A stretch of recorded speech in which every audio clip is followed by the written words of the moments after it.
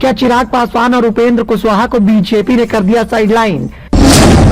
PM Modi की rally से क्यों दोनों दिग्गज नेताओं ने बनाई दूरी? क्या बिहार में खत्म हो रहा है चिराग पासवान और उपेंद्र कुशवाहा का अस्तित्व?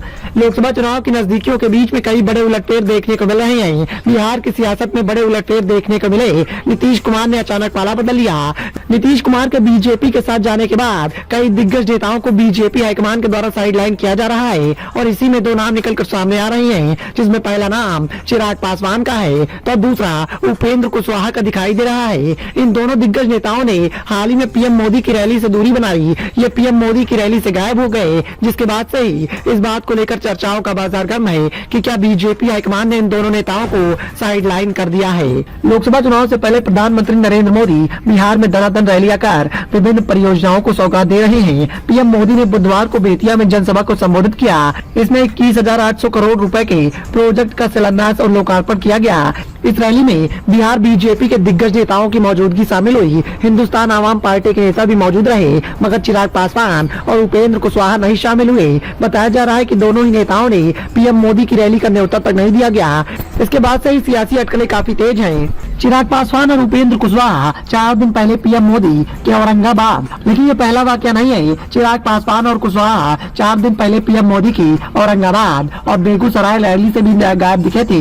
बिहार एनडीए में अब तक सीट शेयरिंग को लेकर सहमति नहीं बन पाई है। चर्चाएं इस बात की चल रही हैं कि इस कारण चिराग पासवान और उपेंद्र कुशवाहा बीजेपी और जेडीयू से नाराज चल रहे हैं। राष्ट्रीय लोक मोर्चा के मुखिया उपेंद्र कुशवाहा को प्रधानमंत्री नरेंद्र मोदी की बुधवार को बेतिया में हुई रैली का न्योता तक नहीं दिया गया, जबकि उनकी पार्टी से जब पूछा गया तो जवाब निकलकर सामने आया कि बेतिया में पीएम मोदी की सरकारी कार्यक्रम था। कुशवाहा अभी किसी संवैधानिक पद पर नहीं है, इसलिए उन्हें आमंत्रण नहीं किया गया। हालांकि अक्सर सोशल मीडिया पर सक्रिय रहने वाले उपेंद्र कुशवाहा ने पीएम मोदी के बिहार में आगमन करके पोस्ट का स्वागत तक नहीं किया।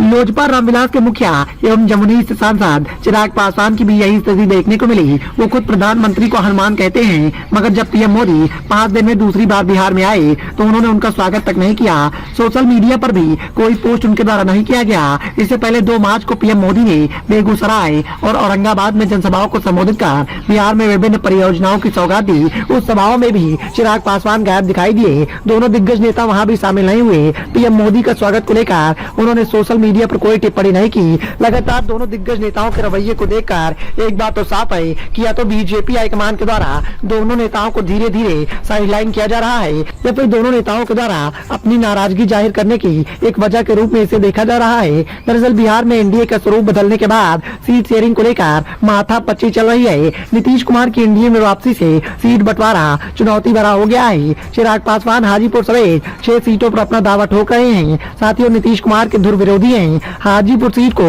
लेकर उनके अपने चाचा और मुखिया पशुपति पारस से खींचतान जारी है। दूसरी ओर उपेंद्र कुशवाहा काराकाट समेत कुछ 1 सीटों पर अपना दावा ठोक रहे हैं, जिन पर जेडीयू के मौजूदा सांसद हैं। जेडीयू अपनी सिटिंग सीटें छोड़ने को तैयार नहीं है। ऐसे में सीट शेयरिंग का मुद्दा बिहार में उलझा हुआ है। अब देखना यह है कि बीजेपी इस उलझन को कैसे सुलझाएगी। Bureau report, the noise of India.